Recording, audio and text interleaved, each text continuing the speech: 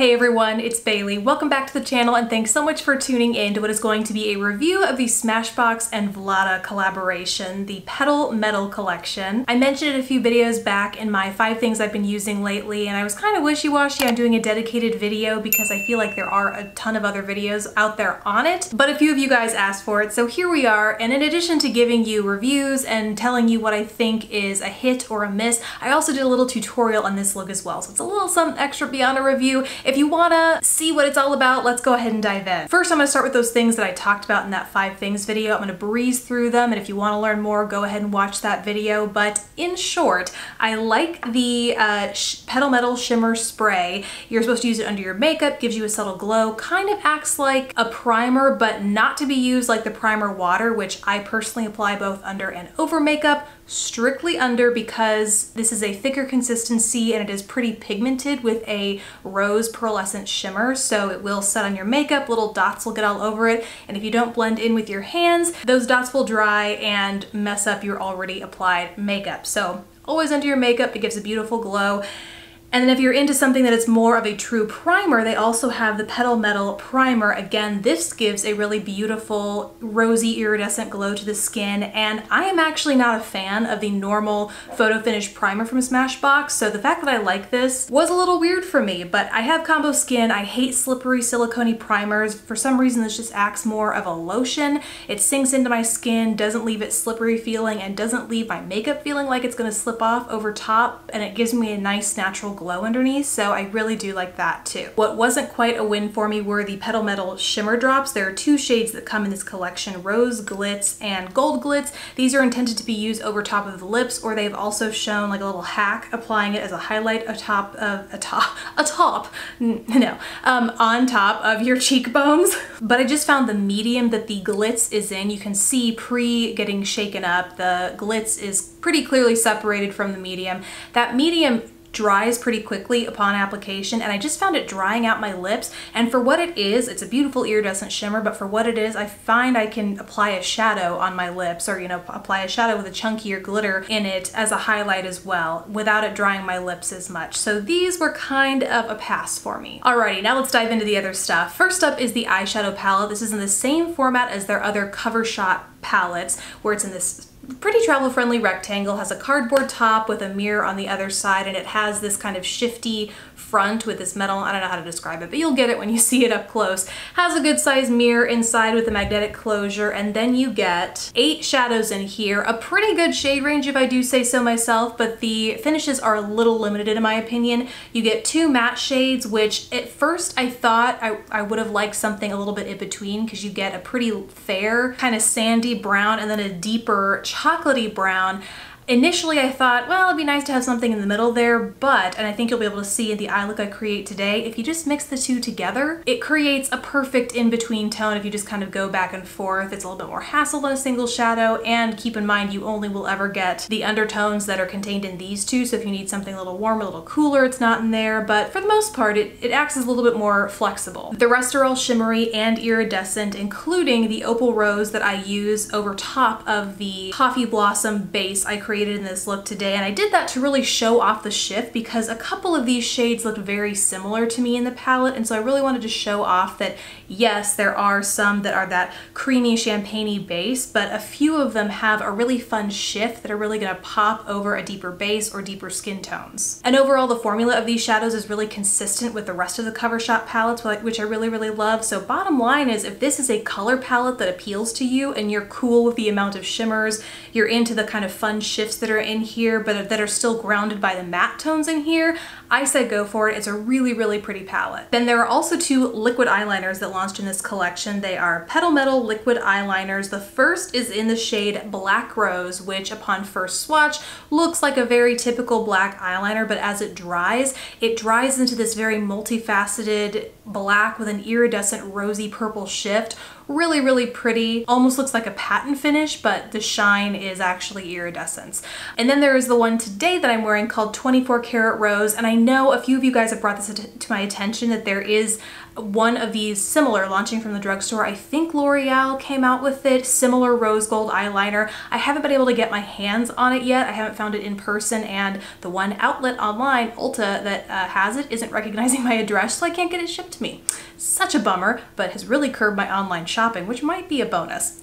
I digress. I'm trying to get my hands on it, so just know I don't have results for you right now. I'm just gonna be talking about this guy and, well, these two today. The finishes are really pretty, but they might not be for everyone. But I do want to point out that a liner with a finish like Black Rose, where it's that inky black, but with a, you know, just an edge to it with that iridescence, I think is a really fun way for people who might be less comfortable with color to start playing with it in their everyday makeup routine.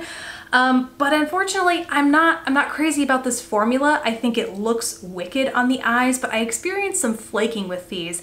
And for me, that's not uncommon with a metallic texture. There's just something about a metallic finish that makes it more prone to flaking. I don't know if that's just me or everyone or the way metallic finishes are manufactured, but I did experience that with both of these. And so in terms of a longwear formula, I wouldn't call it that. If you don't need your eyeliner to last long and you're more so interested in the finishes, then sure, definitely check them out because the Black Rose shade is pretty unique in that aspect. But in terms of must-haves, I don't know that I would say that's what they are. Moving on to the cheeks, there are 3 highlighters that launched in this collection, and something I am unsure of with these is if I have the final and correct packaging, the back, you'll see, these are all press samples from Smashbox. Smashbox sent me all of these things, and so sometimes when that happens, you don't actually get the product that would go to shelves. That you'll see this weird label on the back that's like a sample or maybe a pre-release batch. I'm not exactly sure, but I ask, or I wonder, because mine have 3 different fronts to them. 2 are these, gotta show the front first. 2 are these really fun textured roses, like they're actually raised, and the other one is this kind of rubberized or something, like just flat. It has the print on front of it though, and it's just different than the 2. So I'm not sure what the difference is, if that's purposeful so you can tell the difference in terms of color or texture, but just know that this might not be consistent with what you find on store shelves. Either way though, the products inside are wonderful. As I say that about the packaging though, I realize I will have to annotate the actual shade names because they are not on the back, just numbers. So those will be on the screen, but I can't say them aloud right now. The first shade I want to talk about, let's start like lightest to deepest.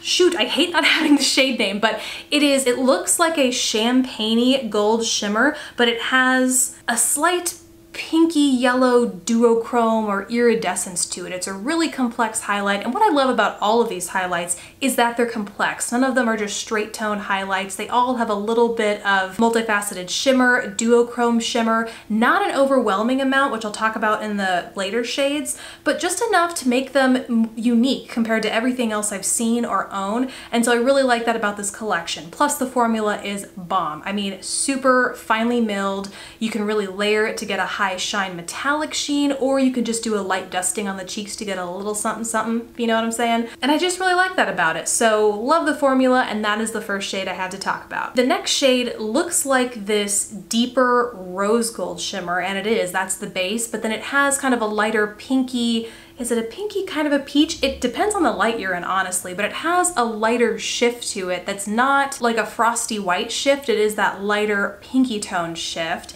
And then the final shade is this one, and this is the one I have that has the different exterior, and it too has a similar deeper true rose gold base, but then it has this super fun almost greeny gold shift. But like I said, it's very, very subtle, so if you layer it up you can certainly see it. If you apply it over a deeper base, you can certainly see that shift a little more, but only in so much as it really shows up as you turn your face, which, you know, if you've been here with me on the channel for a while, you know I love to layer highlight, especially right here in the inner corner, because you can't necessarily see it when you're looking dead on, but as you turn your face and the light hits it, you just get a tiny glimmer, a tiny hint of some color in this outer corner that can really complement the rest of your makeup. And it doesn't look like you're wearing funky colored highlight, it doesn't look like you misplaced your eyeshadow, it just looks like this really soft dimensional shimmer on your face. I can't explain it, but I really like it, and that's what I could see this as being really good for, as either a blush topper or that just kind of hint of interest you put in your highlight.